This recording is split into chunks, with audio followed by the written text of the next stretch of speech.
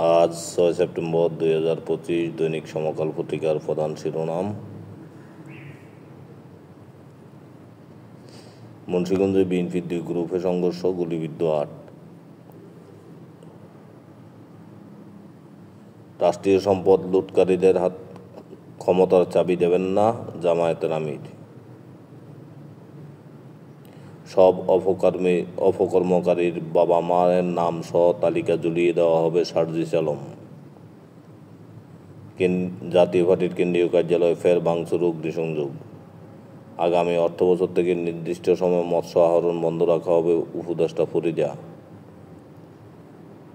গোয়ালন্দে দরবারে হামলা, কবর থেকে তুলে পোড়ানো হলো নুরা পাগলার লাশ। রাজশাহীতে আজিজ ভান্ডারী খানকা শরীফ হামলা, ভাঙচুর।